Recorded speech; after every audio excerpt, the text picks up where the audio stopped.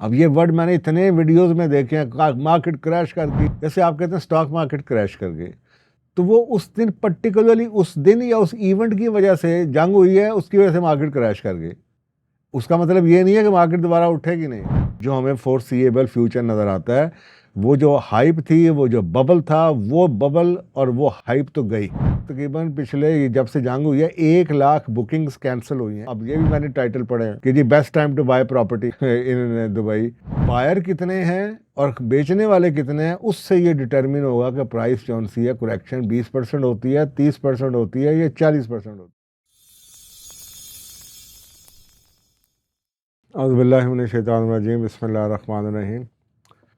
अच्छा जी, आज काफ़ी अर्से के बाद फिर हमारी प्रोग्राम कर रहे हैं। रमज़ान में बस कोशिश तो मैंने की थी कि मैं प्रोग्राम कर दूं, लेकिन रमज़ान में काफ़ी ज़्यादा और एक्टिविटीज़ होती हैं, जिसकी वजह से नहीं कर पाया। तो उसके लिए माज़रत, लोग काफ़ी ज़्यादा सवाल पूछते रहे हैं। तो आज से ही रिकॉर्डिंग द्वारा मैंने शुरू की। तो सबसे पहले एक सवाल जो बार बार बार बार पूछा जा रहा है, वो जंग के हवाले से दुबई की रियल एस्टेट के बारे में। मेरे भी काफ़ी क्लाइंट्स ऐसे हैं जो कि मिडिल ईस्ट में हैं, यूरोप में, अमेरिका में भी हैं, लेकिन मिडिल ईस्ट में काफ़ी हैं। तो उनके भी काफ़ी सवाल थे, जो कि कुछ लोग हैं जो वहाँ पे इन्वेस्टमेंट जिन्होंने की है या कुछ करना चाह रहे थे, या कुछ लोग वहाँ से वापस आके यहाँ पे काफ़ी अरसे से सेटल्ड हैं, वापस आना चाह रहे हैं। तो इस तरह के डिफरेंट क्लाइंट्स, उनके काफ़ी ज़्यादा सवाल। देखें, मुझे तो बात वही हैरानगी होती है कि पाकिस्तान की रियल स्टेट से ज़्यादा दुबई की रियल स्टेट्स में लोगों का इतना इंटरेस्ट मुझे नहीं पता था कि होगा, जितने ज़्यादा सवाल आए हैं। तो मैंने सोचा कि मैं इस पे प्रोग्राम कर दूं, और मुझे कुछ लोगों ने लिंक्स भी भेजे वीडियोस के ऊपर कि जी ये आप वीडियोस देखें, ये लोग कह रहे हैं, क्या ये ठीक है, क्या ये गलत है। तो मैं ऐसे डायरेक्ट कमेंट तो नहीं करता, लेकिन मैंने काफ़ी ज़्यादा वीडियोस फिर उनके जो मुझे भेजी गई मैंने वो देखी, और उसमें काफ़ी कन्फ्यूजन क्रिएट हुआ था। तो मैंने कहा कि मैं आपको अपनी ओपिनियन भी इसके बारे में दे देता हूँ। देखें, एक सबसे पहले तो मैं बात ये क्लियर करूँ कि मेरा कोई न्यूज़ चैनल तो है नहीं जिस पे मैंने रोज़ आपको सुबह शाम खबर देनी है। और ये बात आप याद रखिए कि जो चैनल न्यूज़ चैनल की तरह जिन्होंने रोज़ की कोई ना कोई वीडियो अपलोड करनी है, वो आपको एनालिसिस नहीं दे सकते। वो आपको रोज़ का वो न्यूज़ का एनालिसिस दे सकते हैं, वो आपको इकॉनमी का या आपको लॉन्ग टर्म इन्वेस्टमेंट के हवाले से एनालिसिस नहीं दे सकते। मसलन अगर आज फ़र्ज़ करें कि गोल्ड की मार्केट ऊपर चढ़ी गई है, तो उन्होंने शाम को वीडियो लगा देनी है। गोल्ड ऊपर चला गया, गोल्ड ऊपर चला गया, गोल्ड 6 लाख पे चला जाएगा, 8 लाख पे चला जाएगा। और उसके बाद 4 दिन के बाद जब गोल्ड नीचे आ जाएगा, तो वो फिर कोई और बात कह देंगे, क्योंकि उनकी मजबूरी है कि उन्होंने रोज़ एक प्रोग्राम बनाना है। और जो उस वक़्त के हालात, यानी कि एक हालात हाज़रा जैसे हुआ करता है, जैसे करंट अफेयर्स कहते हैं आप, तो वो हालात हाज़रा टाइप की वीडियोज़ होती हैं। तो वो तो आप रोज़ आपकी मजबूरी है कि आप बना लें, और मेरी ऐसी कोई मजबूरी नहीं है कि मैंने रोज़ एक वीडियो ज़रूर अपलोड करनी है। तो इसलिए मैं जब आपको एक वीडियो किसी चीज़ के बारे में देता हूँ, तो उसके ऊपर वो फिर लॉन्ग टर्म होती है, यानी कि वो चलती है। ये नहीं होगा कि मैं रोज़ आपको बदलते हुए हालात में, तो मैं आपको एक बैलेंस पर्सपेक्टिव बता देता हूँ। मेरी कोशिश ये होती है कि मैं आपको एजुकेट कर दूँ। मैं कोई फोरकास्टिंग या आपको कोई प्रेडिक्शन नहीं कर रहा, या मैं कोई थ्रिलिंग किस्म के टाइटल लगा के वीडियोस को मैंने नहीं, वायरल नहीं करना मैंने। और आपको पता है आजकल जितनी आप थ्रिल कर लें, जितना आप ज़्यादा थ्रिलिंग किस्म का टाइटल बना दें, उतनी ज़्यादा वीडियो चली जाती है। तो वो मेरा वो इशू नहीं है कि मैंने वीडियोस को जनाब वायरल करने के लिए फजूल किस्म के टाइटल लगाने हैं, या उसमें ख़बर से हट के ज़्यादा करनी है। तो मैं आपको कोशिश मेरी यही है कि मैं आपको समझा सकूं, और वो एजुकेट मैं आपको करना चाहूँगा। देखें, 2020 से 25 के दरमियान, या 22 से 25 कह लें, या 20 से 25 ही कह लें, तकरीबन 60 से 70% इंक्रीज़ हुई है जो कि दुबई की रियल स्टेट में हुई है। 2025 उनका बेहतरीन साल रहा है, और उसमें तकरीबन तकरीबन $250 बिलियन के करीब वहाँ पे ट्रांजैक्शंस हुई रियल स्टेट के अंदर। अगर आप इसको आप देखें तो आपको ये पता चल जाता है कि ये कैसे हुई। बुनियादी तौर पे जो लोग बाहर से, स्पेशली यूके से लोग, दुबई का जो मॉडल पिछले कुछ सालों में रहा है जिसकी वजह से वहाँ पे रियल एस्टेट बहुत ऊपर गई है, वो बुनियादी तौर पे दुनिया के मिलियनियर्स जो उनसे हैं। आपने देखा होगा बहुत से यूट्यूबर्स भी हैं जिनको उन्होंने गोल्डन वीज़ा दिया, बहुत से लोगों को उन्होंने गोल्डन वीज़ा दे के और इन्वेस्टमेंट को अट्रैक्ट किया, और वो सारे के सारे हाई प्रोफाइल इंडिविजुअल्स हैं। तो यूके से भी बहुत ज़्यादा लोग जो उनसे हैं वो शिफ्ट हुए या उन्होंने मूव किया यूएई में या दुबई में। और दुबई की में इस वजह से जो मार्केट है रियल एस्टेट की, और स्पेशली जो अप एंड की जो प्रॉपर्टीज़ हैं, जो टॉप की प्रॉपर्टीज़ हैं, जो मिलियनियर्स की ये प्रॉपर्टीज़ हैं, वो काफ़ी ज़्यादा उसकी कीमत बढ़ी। तो 10,000 के करीब मिलियनियर्स वहाँ पे मूव हुए, और मेनली यूके और यूएसए से। उसकी बुनियादी वजह भी आपको पता है कि वहाँ पे टैक्स का छूट है, और बहुत सारा उन्होंने एक बबल सा क्रिएट किया हुआ है कि जी बहुत ज़्यादा सिक्योर जगह है, और उसको एक उन्होंने रेगिस्तान के अंदर एक नई दुनिया सी छोटी सी बसा ली है, जिसकी बेस के ऊपर लोगों ने वहाँ पे एक बताया कि जी एक सेंटर, दुनिया का सेंटर है, और यहाँ से आप आगे पीछे आपकी मूवमेंट बहुत ज़्यादा है। और आपको पता है एमिरेट्स एयरलाइन जो सी है वो भी काफ़ी सालों से दुनिया की बेहतरीन एयरलाइंस में कंसिडर की जाती है, और अच्छे खासे वहाँ पे टूरिज़्म बहुत ज़्यादा है, तो लोग टूरिज़्म के लिए बहुत ज़्यादा आते हैं वहाँ पे। तो ये सूरत हाल अगर आप सामने रखें तो जिसकी वजह से आपको नज़र आता है कि ये जो इंक्रीज़ हुई है प्राइस में, ये बुनियादी तौर पे उस वजह से इंक्रीज़ हुई है जो लोग वहाँ पे शिफ्ट किए हैं। मैं ये वीडियो लंबी हो जाएगी, लेकिन मैं आपको पूरा एनालिसिस चाहता यही होता हूँ कि एक ही वीडियो में दे दूँ, लेकिन फिर लोग इसके ऊपर एतराज़ करते हैं कि जी बहुत वीडियो लंबी हो गई। तो मैं अभी इसकी वजह बता दी आपको कि मैं रोज़ रोज़ एक टॉपिक के ऊपर वही वीडियो ये हालात हाज़िरा की तरह नहीं बना सकता। तो मेरा ये होता है कि मैं अपने क्लाइंट्स को एजुकेट कर दूँ ताकि वो सुकून से बैठ जाएं। अदरवाइज़ तो ये जो रोज़ की एक स्ट्रेस का इन्वायरमेंट है कि रोज़ वीडियोज़ आ रही हैं, रोज़ ऊपर जा रही हैं, नीचे जा रही है, ये और लोग बहुत परेशान हो जाते हैं। तो आप उसकी वजह मैंने आपको बता दी, जो मार्केट ऊपर गई उसकी वजह।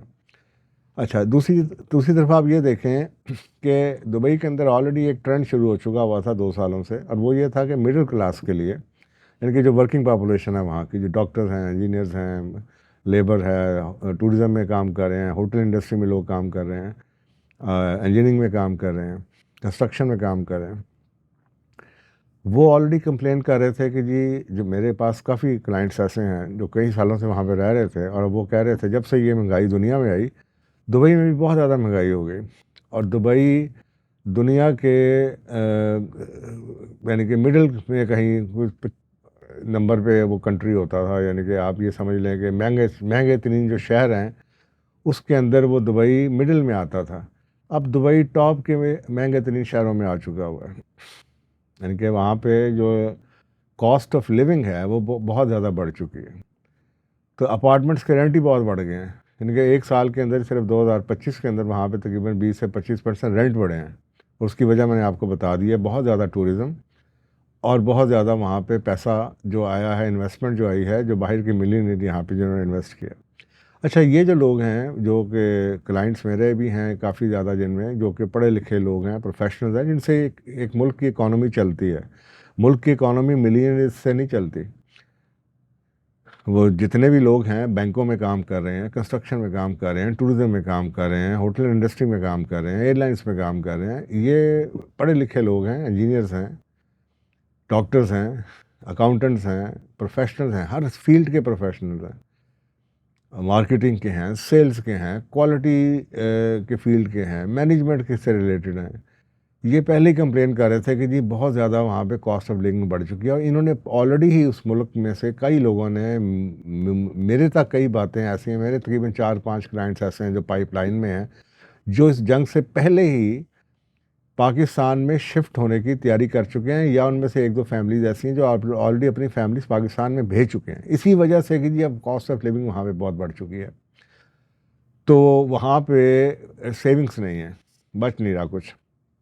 तो ये तो ऑलरेडी वहाँ पे शुरू हो चुका हुआ था, जिसकी वजह से वहाँ का ये बबल का आज नहीं कल नहीं फटना ही पड़ना था। आपकी जो मिडिल क्लास है जो कि बाइंग करती है, या वो मिडिल क्लास ही आप कितने मिलियनियर्स दुनिया से अट्रैक्ट कर लेंगे। यानी कि आपके लिए मिलियनियर्स ने आके आपकी जॉब्स तो नहीं करनी, उन्होंने होटल के काउंटर पे तो नहीं खड़े होना, उन्होंने रेस्टोरेंट तो नहीं चलाने। वो तो जो बिलियनियर हैं, जो मिलियनियर हैं, उन्होंने तो वहाँ पे सिर्फ इन्वेस्टमेंट करनी है, लाइफ एंजॉय करनी है, उन्होंने शॉपिंग करनी है। तो वो उनके लिए जो जो सर्व करते हैं वो तो मिडिल क्लास के लोग हैं जो जॉब करने वाले हैं।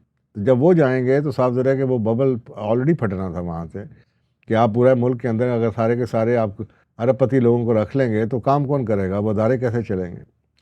तो एक बात तो ये ऑलरेडी हो चुकी थी। अब ये जंग के बाद जो हुआ उसकी वजह से हुआ ये कि जब ये हाइप आई हुई थी कि एक रीजनेबल अपार्टमेंट जौन सा है 7 से 8 करोड़ रुपए पे पहुंच चुका था, और ये जो एक आम आम सा अपार्टमेंट कह लें, और 30-30 करोड़ 35-35 करोड़ रुपए के अपार्टमेंट के प्राइस टैग थे, जो कि आप समझ लें कि ये जो प्राइस टैग है ये आम आदमियों का नहीं है, ये आम मिडिल क्लास का प्राइस टैग नहीं है। ये 30 करोड़ 20 करोड़ का अपार्टमेंट उन्होंने बड़ी बड़ी सेलिब्रिटीज़ को बुला के उनकी मार्केटिंग कराई और उन्होंने प्राइस प्रॉपर्टी की बढ़ा ली।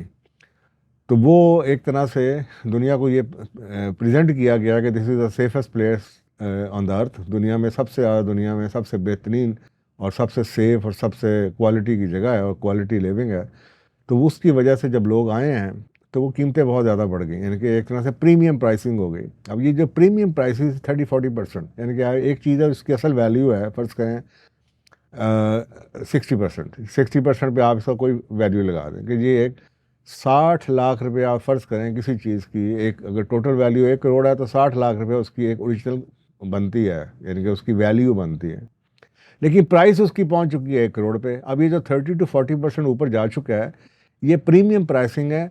ये प्राइसिंग मैंने आपको बता दिया, इसके पीछे वजूहात क्या थी। इसके पीछे वजूहात वो जो इनफ्लो था पैसे का वो था, और वो जो एक बबल क्रिएट किया हुआ था सेफ हेवन का वो था। यानी कि जो बबल था ये 30-40% का, ये बबल उसका था। ये प्राइस टैग था लग्जरी लाइफस्टाइल और सेफ हेवन का, कि जी आपकी एक लग्जरी लाइफस्टाइल है यहाँ पे और ये एक सेफ हेवन है। अब ये जो हाइप क्रिएट हुई है, और अगर आप उन लोगों का प्रोफाइल देखें जो वहाँ पे मूव हुए हैं, वो सेफ्टी, सिक्योरिटी, पीस, अच्छी लाइफ के लिए, सेफ हेवन के लिए वहाँ पे शिफ्ट हुए हैं। ये जो गुडविल उन्होंने 30 साल में क्रिएट की, जिसका उन्होंने ये बेनिफिट उठाया और उनकी प्राइस हाइक हुई है, और ये 30-40% उन्होंने ये बबल क्रिएट किया। ये सारे का सारा जो ट्रेंड इंटरनेशनल माइग्रेशन का था, ये ट्रेंड तो इस जंग से आप ये समझ लें कि 50% तो ये इमीडिएटली, अगर आप आज की बात करें तो ये आज तो ये ट्रेंड बिल्कुल ज़ीरो हो चुका है। यानी कि इस वक्त तो कोई दुबई में शिफ्ट नहीं होना चाहेगा। तो इट डस नॉट मीन कि आइंदा भी नहीं हो पाएगा। मैं सिर्फ आज की बात कर रहा हूँ कि आज तो कोई इन्वेस्ट नहीं करे, हालात बेहतर हो जाते हैं, शायद उसके बाद थोड़े बहुत लोग जो हैं वो भी आ जाए। यानी कि इस वक्त फ़र्ज़ करें अगर 10,000 का मैंने आपको फिगर दिया कि एक साल में मिलियनर्स आए हैं, तो अगर 100 मिलियन ईयर या 50 मिलियन ईयर उसके बाद हालात अगर ठीक हो जाते हैं और 2027-28 में आते रहते हैं, तो वो डेट इज़ नॉट सिग्निफिकेंट, उससे मार्केट में कोई इतना ख़ास फ़र्क नहीं पड़ेगा। ये जो फ़र्क पड़ा था इन 10,000 लोगों से फ़र्क पड़ा था जो कि पैसा लेके सारे के सारे वहाँ पे इन्वेस्ट। अब ये जो डेंट पड़ा है बहुत बड़ा सेफ हेवन का, इस सेफ हेवन के डेंट के ऊपर अब ये आपको मैंने बता दिया, ये जो प्रीमियम प्राइसिंग है ये तो समझ लें कि 30-40%, ये जो सेफ हेवन की रेपुटेशन थी 30-40% और एक लग्जरी लाइफस्टाइल की, ये तो गई। ये तो अब रीबिल्ड, जिसको बिल्ड करते हुए 30 साल लगे हैं और ये चली गई हवा के झटके में या 15 दिनों में, 20 दिनों की जंग में। अब ये चीज़ तो बिल्ड अगर हो भी गई तो इसको बहुत टाइम लगेगा। तो ये समझ लें कि ये मैंने आपको सिर्फ बैकग्राउंड बताई है उस चीज़ की जो मैं अभी आपको आगे बताने लगा हूँ। ये जो परसेप्शन है ये चेंज हो चुकी है। मैंने आपको पहले बता दिया कि ये नहीं होता कि जी पूरे का पूरा सोसाइटी की सारी चीज़ें दुबई खाली हो जाएगा एकदम, ऐसा नहीं होता। तो हर चीज़ जो आराम आराम से ऊपर जाती है वो आराम आराम से ही नीचे आती है। तो मार्केट ये समझ लें कूल डाउन हो गई है। इसके लिए क्रैश का वर्ड वक्ती तौर पे यूज़ किया जाता है कि जी फ़र्ज़ करें आज के दौर में जब जंग हो रही है, अब ये वर्ड मैंने इतने वीडियोस में देखे हैं, मार्केट क्रैश कर गई, ये हो गया वो हो गया, ऐसे क्रैश का वर्ड उस वक्त यूज़ किया जाता है जैसे आप कहते हैं स्टॉक मार्केट क्रैश कर गई। तो वो उस दिन पर्टिकुलरली उस दिन या उस इवेंट की वजह से जंग हुई है, उसकी वजह से मार्केट क्रैश कर गई। उसका मतलब ये नहीं है कि मार्केट दोबारा उठेगी नहीं। तो हम लोग बात हुआ ये टाइटल लगा देते हैं क्रैश कर गई उसका, और समझते हैं कि बस अब तो भाई मच गई। नहीं, वक्ती तौर पे इस जंग में मार्केट वाकई क्रैश। उसकी वजह क्या है? उसकी वजह ये है कि इस वक्त तो कोई वहाँ पे ख़रीदना नहीं चाहेगा, इतनी अनसर्टेनिटी है, कोई इस वक्त तो नहीं इन्वेस्ट करेगा।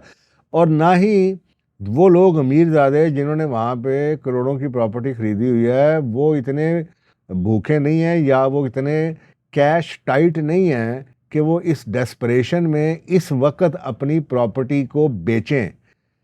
यानी कि वो जो हाइप है वो बेचना चाहें भी तो वो अभी होल्ड करेंगे, अभी वो होल्ड करेंगे क्योंकि वो पता है कि इस वक्त वहाँ पे कीमत नहीं मिलेगी। तो क्रैश कर गई इसका मतलब ये है कि जी आज के दौर में वहाँ पे उसका कोई कस्टमर नहीं है। तो एक बात तो ये याद करें, हाँ अलबत्ता मार्केट डेफिनेटली कूल डाउन कर जाएगी, जो हमें फोरसीएबल फ्यूचर नज़र आता है। वो जो हाइप थी, वो जो बबल था, वो बबल और वो हाइप तो गई। अब ये जो हाई रेंट्स थे इंटरनेशनल ट्रैवल और टूरिज़्म की वजह से, एक बात मैंने आपको बता दी कि जी ये कूल डाउन हो गई। अब मैं आगे जाके इसको एक्सप्लेन कर देता हूँ। एक दूसरी बात, ये जो हाई रेंट थे इंटरनेशनल ट्रैवल और टूरिज़्म की वजह से, ये ऑलरेडी आना शुरू हो चुके हैं। आप देखें कि जब वहाँ जिस मुल्क में 18 मिलियन के करीब सालाना बंदा विज़िट करता और टूरिज़्म, तो उसके लिए होटल के कितने कमरे चाहिए? अब आप खुद सोच लें।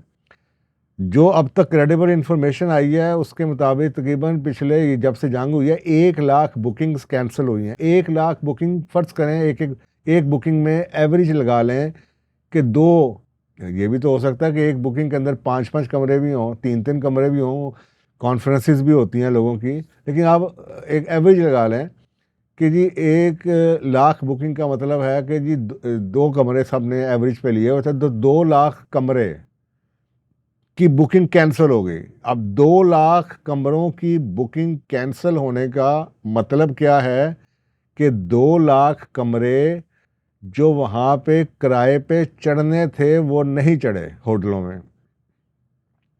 अब आप खुद सोचें, वो होटल जहाँ पे ऑक्यूपेंसी 80% 90% चलती थी दुबई में, और इतने टूरिज़्म के लिए कमरे बने हुए थे, अब वो जो कमरे हैं वो तो खाली पड़े हैं, जिसकी वजह से ये हुआ कि वहाँ पे होटल्स की जो इस वक्त है, हाँ, कई यानी कि टॉप लेवल के होटल जो पाकिस्तान में उनकी ब्रांचेज हैं, तो वो पाकिस्तान का होटल महंगे और वहाँ के सस्ते हुए हैं क्योंकि वहाँ पे टूरिस्ट नहीं है।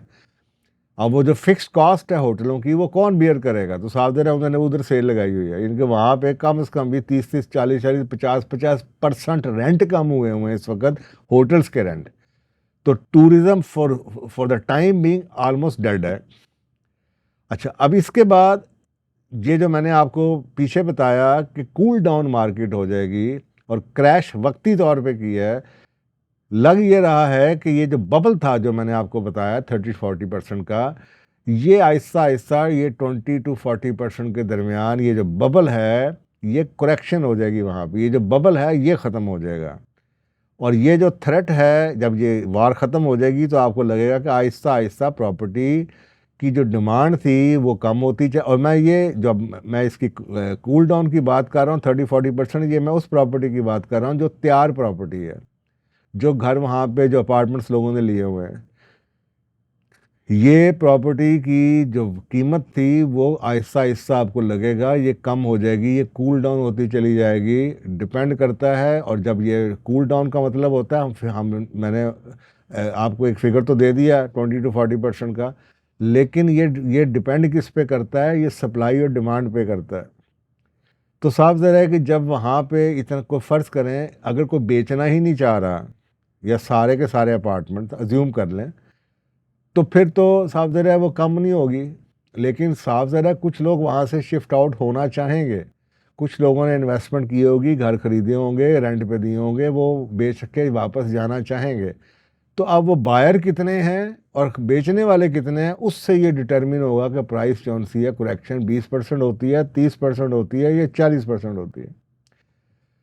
तो सिंपल सी बात है कि अगर वो बेचने वाला बेचना नहीं चाहता या रोक लेता है, तो खरीदने वाला हो भी, तो अब ये भी मैंने टाइटल पढ़े हैं कि जी best time to buy property in Dubai, और ये शायद उन चीज़ों की बात कर रहे हैं जिनका कोई पुरसाने हाल नहीं होगा। अब वो मैं आगे जाके आपको बात बताता हूँ, जो कि प्रॉपर्टी अभी बुकिंग हो रही है, जिसकी जो किस्तों वाली प्रॉपर्टी है या जो अभी रेडी नहीं है, ऑन ग्राउंड प्रॉपर्टी नहीं है, वो उसकी शायद बात कर रहे हो। लेकिन अगर ये जो बात कह रहे हैं कि जनाब प्रॉपर्टी जो सी है वो बिल्कुल ही क्रैश हो गई, तो वो इतनी जल्दी लोगों जिनके इतने महंगे अपार्टमेंट्स हैं उनमें होल्डिंग पावर भी है कि वो इस वक्त तो कोई नहीं बेचना चाहेगा, अनलेस कि कोई इतना ही डेस्परेट हो जाए, कोई इक्का दुक्का केस जो कि इस डेस्परेशन में या किसी मजबूरी की वजह से यहाँ से निकलना चाहता हो, तो उसको जो भी पैसे मिलेंगे वो ख़रीदने वाले की डेस्परेशन और बेचने वाले की डेस्परेशन के दरमियान बैलेंस होके वो भी बिकेगा। तो हो सकता है किसी केस में कोई 30% भी लेस हो जाए, 40 भी हो जाए, 20 भी हो जाए। तो मैंने कहा आपको ये बात समझा दूँ। अच्छा, अगर ये जंग लंबी हो जाती है, एक बात याद रखें कि ये पूरे का पूरा मिडल ईस्ट इस जंग के बाद बहुत ज़्यादा तब्दील हो जाएगा, और वो उस पर मेरे ख्याल सेपरेट वीडियो में करनी चाहिए, लेकिन मैंने आपको सिर्फ ये एक एग्जांपल दे दी है। जिस बेस के ऊपर, जिन फाउंडिंग प्रिंसिपल्स के ऊपर मिडल ईस्ट का जो मॉडल बना हुआ है टूरिज़्म का, और जिसको अभी आप सऊदी अरेबिया भी फॉलो कर रहा था दुबई के मॉडल को, वो मॉडल अब काम नहीं किया। मसलन सिक्योरिटी उन्होंने अपनी आउटसोर्स की हुई थी अमेरिका को। अब उनको ये लग गया कि अमेरिका उनको प्रोटेक्ट नहीं कर पाएगा इसराइल से, तो अब ये काफ़ी ज़्यादा उनकी चेंजेस आएंगी। यानी कि अब कहना ये चाह रहा हूँ कि मिडल ईस्ट, या स्पेसिफिकली क्योंकि वीडियो दुबई की है, Dubai will not be the same again, there will be many changes, बहुत फंडामेंटल चेंजेस आपको नज़र आएंगी।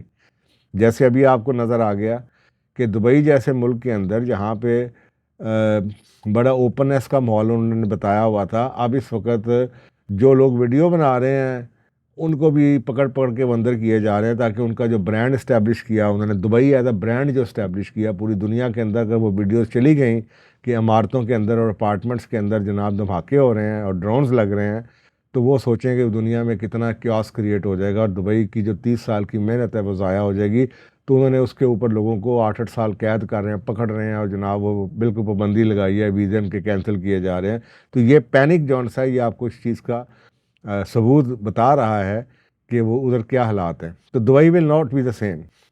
अगर ये वॉर परसिस्ट आगे लॉन्ग कर जाती है, तो दुबई की जिसकी आलमोस्ट 14-15% इकॉनमी जौन सी है वो आती ही टूरिज़म से है, तो ये 14% इकॉनमी फ़र्ज़ करें अगर टूरिस्ट वहाँ पे कम हो जाता है, तो ये अच्छी खासी उनकी जो जीडीपी ग्रोथ है उसको हिट कर जाएगी। और जब अगर हिट करती है जीडीपी ग्रोथ की, तो आप इमेजिन कर सकते हैं कि वहाँ से कितने लोग वापस आएंगे।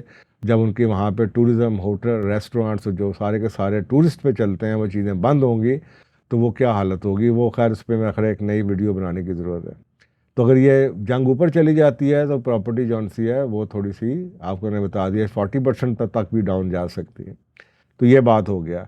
अब जो हाई एंड की प्रॉपर्टीज़ हैं वो आपको बता दिया कि जो फिल्दी रिच लोग हैं, वेल्दी लोग हैं, वो पैनिक सेलिंग नहीं करेंगे, वो कुछ होल्ड कर लेंगे, और वो देखेंगे कि अगर उन्हें बेचनी भी होगी लॉन्ग रन में, 6 महीने में, साल में, 1.5 साल में, 2 साल में, तो वो देखेंगे उनको जब कोई अच्छी अपॉर्चुनिटी मिलेगी, जब हालात बेहतर होंगे, तो शायद उस वक्त उनको आज के हवाले से शायद 15%, 20% या 10% या 20%, जब जहाँ पे भी उनको कोई कस्टमर मिलेगा वो बेच देंगे। लेकिन इस वक्त वो पैनिक सेलिंग तो कोई बेवकूफ़ी करेगा, क्योंकि उनको पता है इस वक्त तो कुछ नहीं मिलना। तो एक बात ये हो गई। अब ये जो रियल स्टेट के प्रोजेक्ट हैं जो कि नए हैं, यानी कि जिनकी बुकिंग हो रही थी, बेतहाशा अपार्टमेंट्स बिल्डिंग बन रही हैं, हाई राइज बिल्डिंग बन रही हैं। बल्कि आपको पता है कि हमारी भी ये बहरिया वालों का भी वहाँ पे प्रोजेक्ट्स आ रहा था, पूरे पूरे नए शहर बनाए जा रहे थे, यानी कि एक्सपेंशन हो रही थी, कंस्ट्रक्शन जौन सी थी। तो ये जो नई प्रॉपर्टी है, ये जो बुकिंग की प्रॉपर्टी है, इसका तो वाकई ही इसको आप ये कह सकते हैं कि ये इनका पता नहीं कस्टमर रहेगा या नहीं रहेगा। ये तो बिल्कुल ही ज़ीरो तो नहीं मैं कहूँगा, लेकिन काफ़ी हिट। जैसे पाकिस्तान के अंदर आपको पता है फ़ाइलों का बिज़नेस जो हुआ वो हिट हुआ है, तो ये फ़ाइलों का बिज़नेस जौन सा है, जिन्होंने लोगों ने बुकिंग करी थी, या जो नई बुकिंग हो रही थी जिसकी बेस के ऊपर प्लानिंग हुई हुई थी कि जी इतने नई कंस्ट्रक्शन के प्रोजेक्ट्स आ रहे हैं, क्योंकि इतने लोगों का इंटरेस्ट होता है, वो आपको पता है फोरकास्टिंग हो जाती है कि जी कितने लोग टूरिस्ट आ रहे हैं, कितने लोग इंक्वायरीज़ कर रहे हैं, उस हिसाब से वो बना लेते हैं कि पोटेंशियल डिमांड कितनी है, उस हिसाब से वो नई प्रॉपर्टीज़ बनाना शुरू कर देते हैं। तो जब अब ये हालात अगर वैसे आप नहीं रहेंगे तो साफ ज़रा कि वो डिमांड कम हो जाएगी। तो वो जो प्रॉपर्टीज़ हैं वो तो पता नहीं अब डिलीवर भी होती हैं या नहीं होती हैं, वो बनती भी हैं या नहीं बनती हैं, और वो बनती भी हैं तो किस कॉस्ट पे बनती हैं और कितने सालों में बनती हैं, नो बडी नोज़। वो तो डेफिनेटली ठीक ठाक अफेक्ट होंगे। ये मैंने आपको एक पूरे का पूरा एक एजुकेशनल एक वीडियो बना के बता दिया कि जी क्या सूरत हाल नज़र आ रही है। अच्छा, अब ये तो आपकी बात आजकल के हालात में होगी। अच्छा, मैं एज अ पर्सन, मैं आपको पता है इस फील्ड में बहुत पुराना हूँ, लेकिन मैंने एक बात जो इससे ज़्यादा अहम है, जो मैं हमेशा से अपने क्लाइंट्स को मेंशन ज़रूर कर देता हूँ, बता ज़रूर देता हूँ, जो भी मिडिल ईस्ट में इन्वेस्ट करना चाहते हैं, मैं हमेशा से जब वो मुझसे पूछते हैं कि मेरे से ओपिनियन लेते हैं कि जी मिडिल ईस्ट में आप हम करना चाहते हैं, ये कर लें, मैं हमेशा से उन्हें ये बताता हूँ कि यार अगर आप लॉन्ग टर्म में मिडिल ईस्ट में इन्वेस्टमेंट करना चाहते हैं, मेरे हिसाब say that is a dead investment. उसकी वजह ये है कि जो मिडिल ईस्ट है, जैसे अभी आप देख रहे हैं, मिडिल ईस्ट का अगर आप एंड ऑफ टाइम्स के बारे में अगर आपका कोई इंटरेस्ट हो या आपको पता चले तो अहादीस के अंदर मिडिल ईस्ट के ऊपर बड़े सख्त अल्फाज हैं, और वो सिचुएशन अब आपको सामने खुलती हुई नज़र आ रही है। यानी कि मिडिल ईस्ट की जो पूरे का पूरे मुल्क हैं, अभी उनका जो रवैया आपके सामने है इस वक्त, उन्होंने क्या किया, तो मेरे हिसाब से मैंने अपने कभी भी क्लाइंट्स को ये एडवाइस नहीं किया, मिडिल ईस्ट में भी नहीं किया, यूके अमेरिका में भी नहीं करता। मैं हमेशा उन्हें ये कहता हूँ देखें अपना मुल्क बहुत बेहतर है, और ये उस वक़्त से कहता आ रहा हूँ जबकि पाकिस्तान में लोगों को सो कॉल्ड कुछ नज़र भी नहीं आता था। अब तो दुनिया भी ये कह रही है कि पाकिस्तान को अल्लाह सुब्हानहू व तआला ने पिछले 1 साल में जो इज़्ज़त दी है, और इस वक़्त हम सुकून से बैठे हुए हैं, अल्लाह का शुक्र है कि हम पीस से बैठे हुए हैं। हाँ, इस वक़्त हम जो मिडल ईस्ट के लोग हैं वो परेशान हैं और हम लोग सुकून से बैठे हुए हैं। तो मैं हमेशा से कहता था कि यार इन्वेस्टमेंट आपने अगर दुबई में करनी है तो आपका अपना रिस्क है, आप कर लें, मेरा मशवरा नहीं है आपको कि आप वहाँ पे करें, लेकिन पाकिस्तान में आप ज़रूर इन्वेस्टमेंट कर दें। पाकिस्तान की मिट्टी जौन सी है ना, वो बड़ी लॉयल है, और वो कल को जो लोग फिर 20 साल 30 साल के बाद वापस आना चाहते हैं ना, फिर ये उनको घुसने नहीं देती। उस वक्त बेचारे ये अफोर्ड ही नहीं कर सकते। तो पाकिस्तान के अंदर मैं हमेशा से उनसे कहता था कि एक घर ज़रूर बना लें। तो अभी भी मैं वही बात आपको रिपीट कर रहा हूँ कि जी मैं फाइनेंशियल एडवाइस तो जो मैंने आपको देनी थी ऊपर दे दी है, लेकिन रिलीजियस चैनल तो ये है नहीं, फाइनेंशियल चैनल है, लेकिन मैंने आपको अपने दिल की बात बता दी है कि मैं बड़ा स्ट्रांगली ओपिनियनेटेड, मैंने ज़िंदगी में कभी पाकिस्तान से बाहर कभी इन्वेस्टमेंट नहीं की। पाकिस्तान अपना मुल्क है, अपना मदरलैंड है, और अल्लाह सुब्हानहू व तआला ने इसको इज़्ज़त ही देनी है इंशाल्लाह। आपकी आंखों के सामने वो लोग जो यहाँ इस मुल्क को छोड़ के ठुकरा के बाहर गए हैं, वो ऑलरेडी जो यूरोप वगैरह में हैं वो तरस रहे हैं, वो वापस आना चाहते हैं। अब ये सोसाइटी उनको कबूल नहीं है। इसकी एग्जांपल से मैं आपको एक वीडियो बना के दूंगा, मेरे जो बाहर के क्लाइंट्स कुछ लोगों की जो स्टोरीज़ हैं वो किसी दिन मैं आपको सुनाऊंगा, तो आप के अल्लाह का शुक्र अदा करेंगे कि पाकिस्तान के अंदर हम बैठे हुए हैं। तो मैं उस हिसाब से भी कह रहा हूँ कि जी मैं अगर इससे फाइनेंशियल सिस्टम जो आजकल जो वॉर हो रही है इससे हट भी जाएं, तो बस ये समझ लें कि ये जो खित्ता है मिडल ईस्ट का, ये इसका हालात जो उनसे हैं ना बिगड़ने ही हैं, इसके बेहतर नहीं होने। और मैं ये उस वक्त से कहता आ रहा हूँ जब ये खित्ता बढ़ रहा था, साफ ज़रा मेरी उम्र अब 60 से ऊपर है, तो मैं जब 30 ईयर्स का भी था तो मैं ये बात करता था। मैं दुबई बड़ी दफ़ा गया हूँ, और आते जाते यूरोप में दुबई से गुजरता था, और लोग मुझे बड़े बड़े, यानी कि ये उस 2008-10 की बातें भी मैं आपको बताऊं, उस वक्त भी दुबई में बहुत मेरे जानने वालों ने इन्वेस्ट किया और मैंने नहीं किया। और बाद में मुझे वो कहते रहे जब उसके बाद डाउन आया कि यार तुमने बड़ा सही फ़ैसला किया। तो अभी भी अगर आप कंपैरिजन करें तो अल्हम्दुलिल्लाह, यानी कि जो लोग जिन्होंने उस वक्त मेरी बात मान के पाकिस्तान में इन्वेस्टमेंट की थी, तो वो इस वक्त over the period of last 16 साल 17-18 साल में they have been very lucky. उन्होंने यहाँ पे ज़्यादा बहुत अच्छा रिटर्न लिया उन प्रॉपर्टीज़ का एज़ कम्पेयर टू वो लोग जो दुबई चले गए थे। उन्होंने पहले डिप ली, उसके बाद फिर डिप ली, और अब ये तीसरी बहुत बड़ी डिप लेंगे। तो ये मेरी अपनी ओपिनियन है, बाकी आपकी मर्ज़ी है जी। आपने जो फ़ैसला करना, मेरा काम एज अ उस्ताद, as a teacher, as a mentor, as a counsellor, as a coach, as a consultant, मैंने बड़े और सबसे बड़ी बात एज अ अल्लाह का बंदा मैंने आपको सिंसियर एडवाइस दे दी है। तो अल्लाह सुब्हानहू व तआला आपके लिए और हम सब के लिए बेहतरी का सामान करें। जज़ाकल्लाह खैर, थैंक यू।